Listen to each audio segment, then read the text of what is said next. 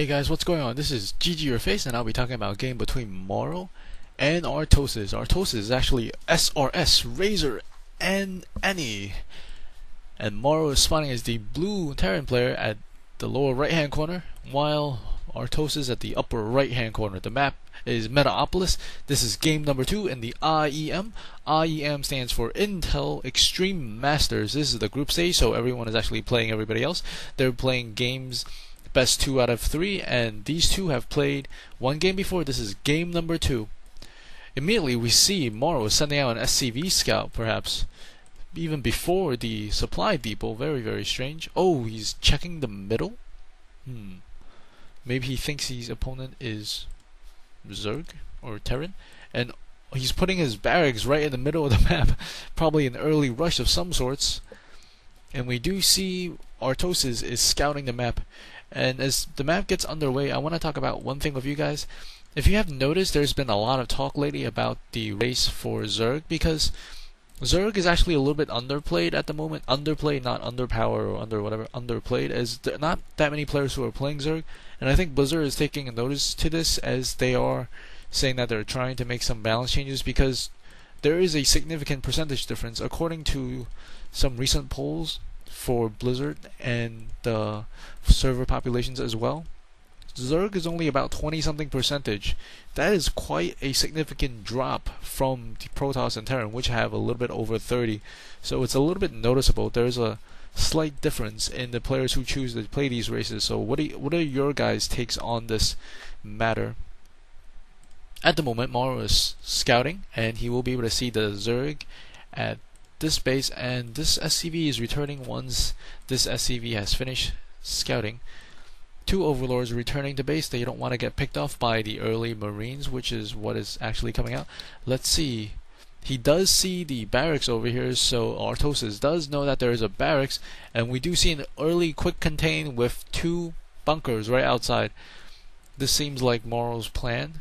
Very similar to last game, where he also put up 2 bunkers, I believe, in front of the base of Artosis, and Artosis has tried to deal with that with Zerglings and Balings.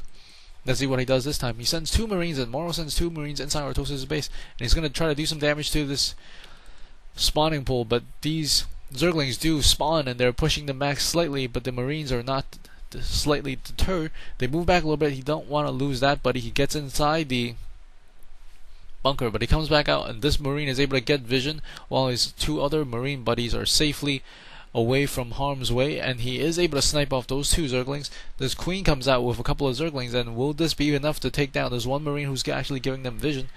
This 1 Queen has a little bit longer range, I believe.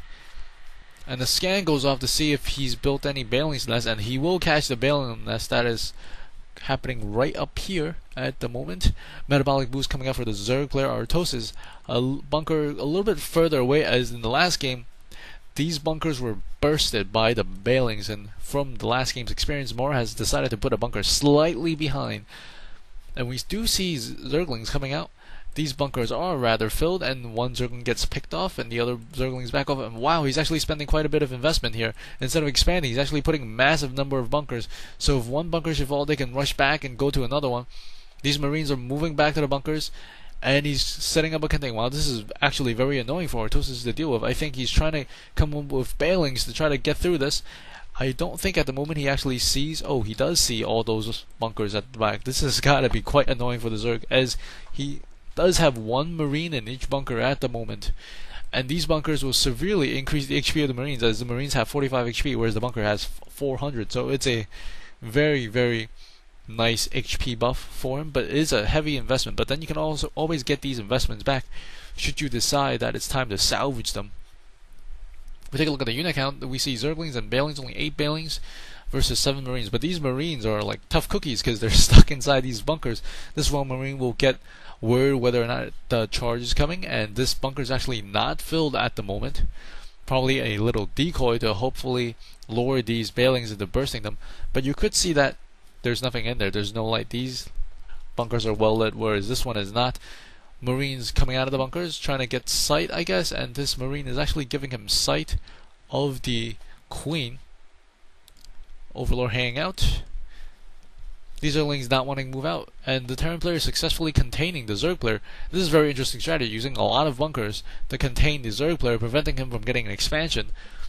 This is something a little bit newer, I believe, a newer trend. And here's Zerglings trying to come in once more, but he's not going to be able to break through these bunkers. And another scan goes off to check out the structures that Artosis has, but he only has a Bailing's Nest and a spawning pool. Not too much going on right now, as the Terran player is content to contain the Zerg player inside his base.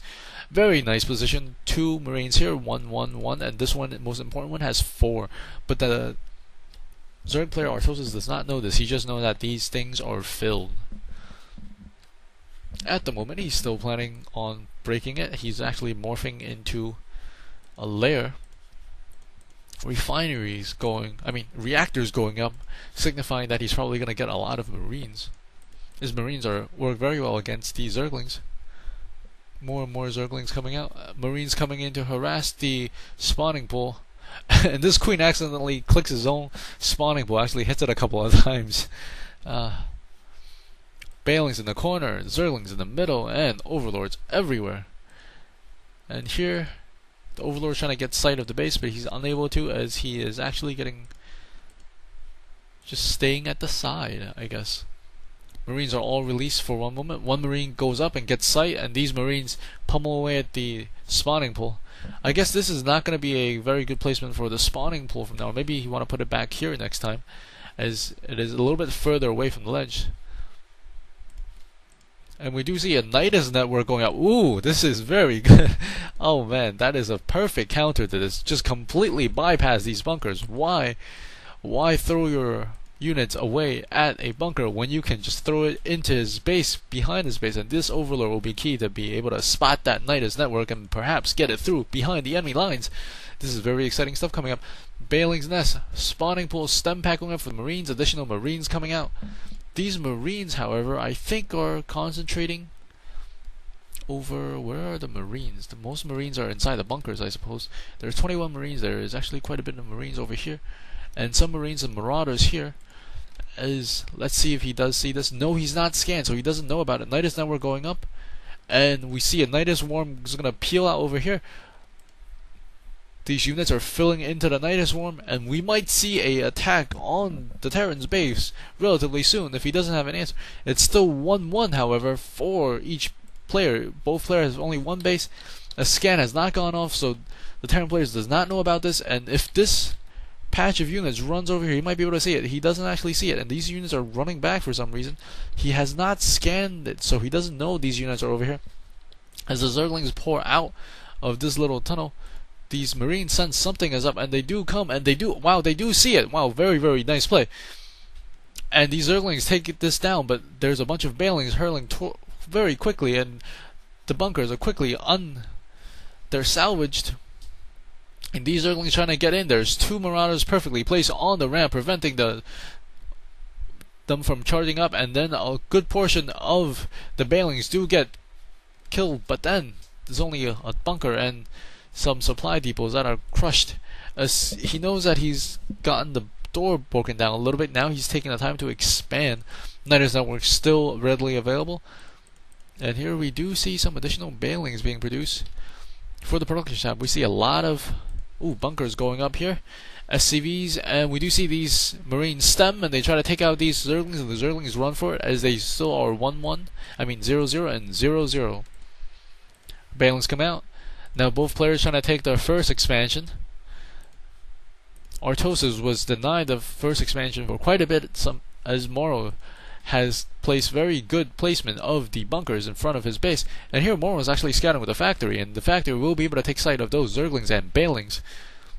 There's action older map. These Bailings and Zerglings don't look very happy as they get sighted by the factory, and then they decide to charge in. They are going to try to break this little wall off here, putting supply depots in front of the bunkers. Very smart placement, and he actually loses quite a number of Zerglings in that exchange. This hatchery going up, and this command center has already been up at the moment, quite a bit into the game, and we do see some very creative plays from both players. This factory still scanning. checking out the Zerg unit, only Zerglings and Balings, and we do see two dropships, two medevacs almost completely full of units going across the map. They're gonna take the long way, probably avoid detection along the way in this region of the map, and they're actually going around. They're gonna go around this Minx statue.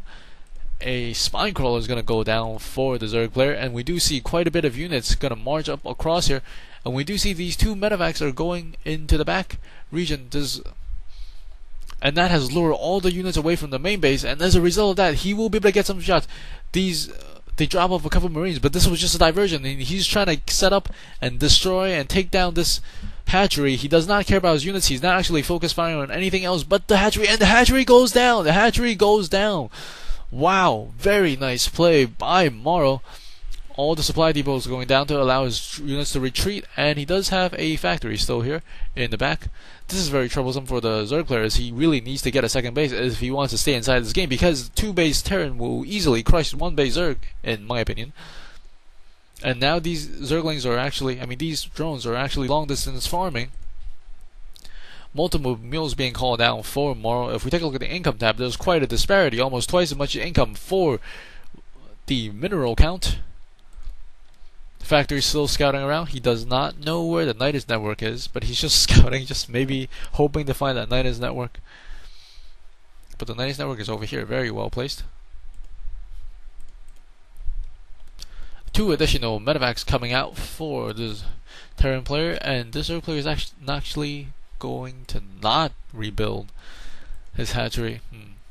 And we do see some Mutalisks flying around, and then these 2 medevacs are also running around scouting the map to see exactly what's going on, to see if there's any units flying out. And these Mutalisks do catch these medevacs, and the medevacs will tell mouzMorroW that he's getting Mutalisks.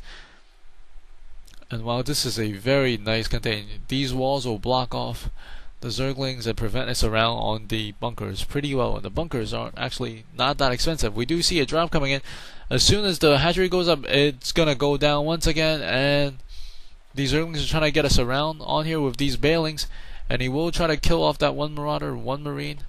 The Balings did not actually pop, and he's actually rolling across with these Zerglings and Balings. I don't think that will be enough to destroy them, as he does have a lot of units. These medevacs will get taken out, as these Zerglings are working on the units that are being dropped, and the Mutalisks are actually working on the medevac themselves, and additional reinforcements come for mouzMorroW, and the Marines are charging with STEM across the map, chasing these Mutalisks, and these Mutalisks are fighting down that 1 medevac.